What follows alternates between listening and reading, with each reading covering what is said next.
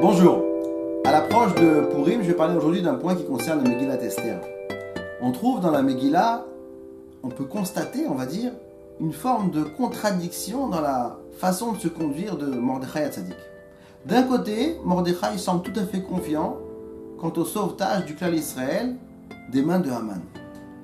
Quand Esther a hésité un peu à se rendre auprès du roi pour plaider pour le peuple, à cause du danger que cela représentait pour elle, alors Mordechai lui dit, dans le chapitre 4, Pasuk 14, Im acharesh tachrishi laet azot, revach vehatzala ya'amod laYehudim mimakom acher, ve'at u'bet avich tovedu.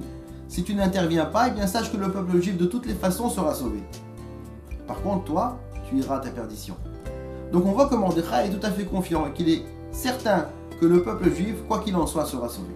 On voit aussi que lorsque Esther a été nommée reine, au départ, alors Rashi rapporte dans le chapitre 2, Pasuk 11, que Mordechai y a vu un signe. Il s'est dit que il est impossible que cette Sadéquette ait été prise chez ce rachat, chez cet homme-là, si ce n'est parce qu'un jour, elle portera secours à ses frères.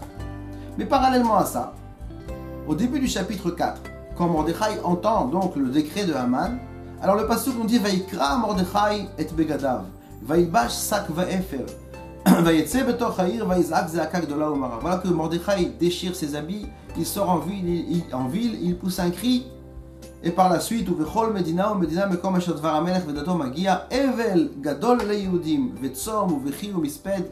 Donc on voit que Mordechai encourage le peuple à pleurer et à prier, etc., à jeûner.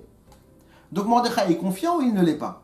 Alors en fait, on touche ici du doigt une des caractéristiques que l'on retrouve chez les Chachamim, qui d'un côté sont totalement confiants à Kadosh Baruch Hu, mais parallèlement à ça, ressentent pleinement la responsabilité de la situation dans laquelle le peuple se trouve et ne se dédouanent pas en annonçant que tout ira bien.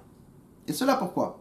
Parce que si nous avons la certitude qu'un plan de sauvetage existe, comme les Chachamim nous l'enseignent, que Akadosh Baruch Hu makdim refoua lemaka.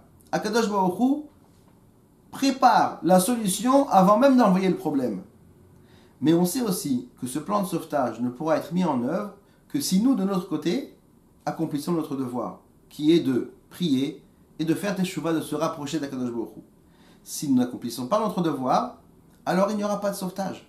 Et donc, on ne peut certainement pas prendre à la légère la menace qui pèse et qui plane sur le peuple. Et voilà pourquoi donc les Chachamim savent que d'un côté, la sortie de secours existe. C'est vrai, mais c'est à nous qu'il incombe de l'employer en faisant donc teshuva et tefila. Voilà un des messages de la Megillah d'Esther.